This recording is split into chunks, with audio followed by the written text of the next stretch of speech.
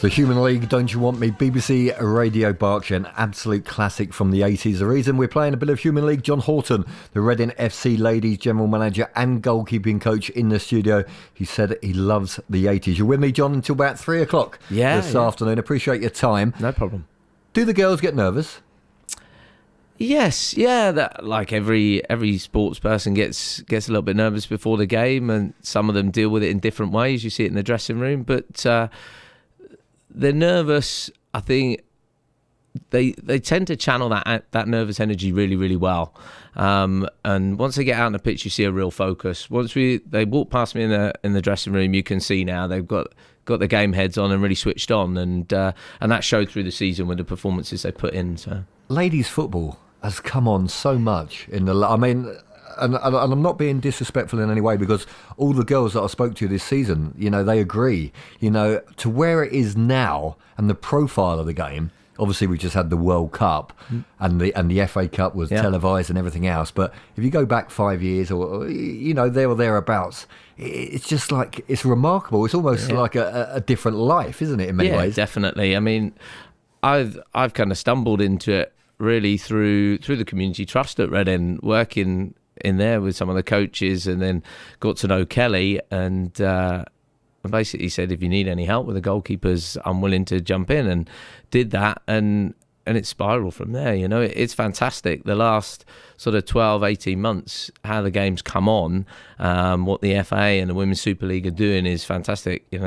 Having BT Sport on board, BBC coverage of the World Cup, and the way you guys are helping us to help promote Reading FC Women, it has been fantastic. And it's a good time for girls to get in the game.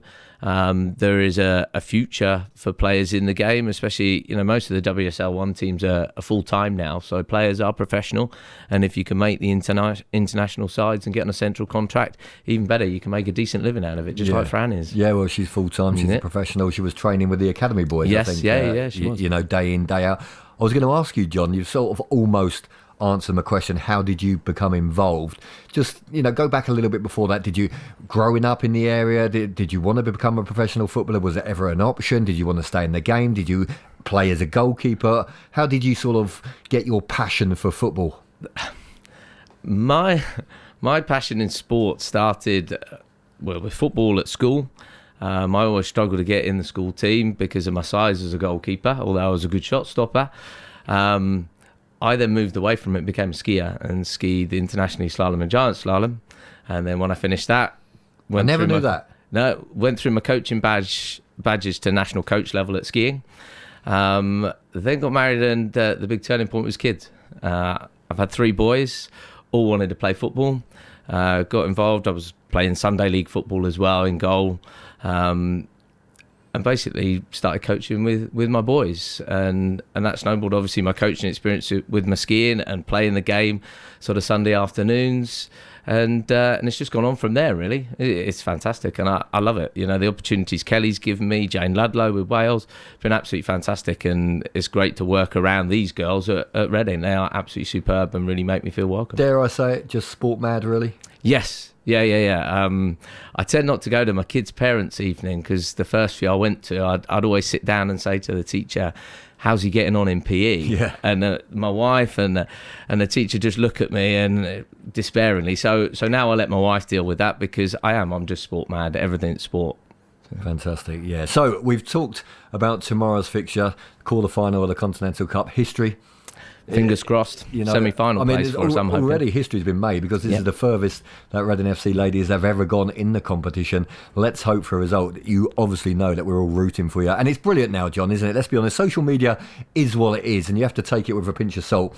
But for somebody like me, a sports presenter, a journalist, you almost feel, I could be at home tomorrow, I could be at the gym, I could be in the pub, I could be anywhere tomorrow, in the park, looking at my phone, and I almost feel that I'm at the game because of the updates on social media now. We've got a great group of fans, a core of fans, led by a guy called Lige, who does sing for Reading FC Women. He's got songs for all the players. We also have Emma, who's a staunch fan of ours, travels from Peterborough to all our games. She does loads of stuff. Dom Lloyd, who works up at Farnborough, he does lots of the tweeting for us on match days. Those guys, they're all volunteers and come and help us out, and they're right behind in women's football, and they do a really good job for us, helping us out. It's fantastic. Dare I say it, Steve Clark, the Reading manager, Kevin Keane, I'm sure as assistant, gets paid handsomely. Stephen Reid, the first team coach, the kit man, I'm sure he earns a few shillings.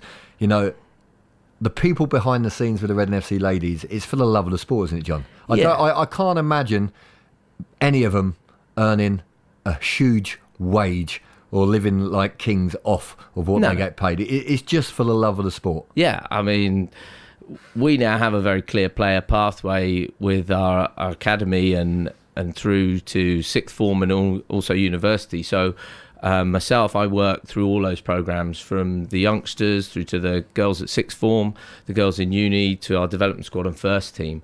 So Kelly and the team, we're all involved at every level.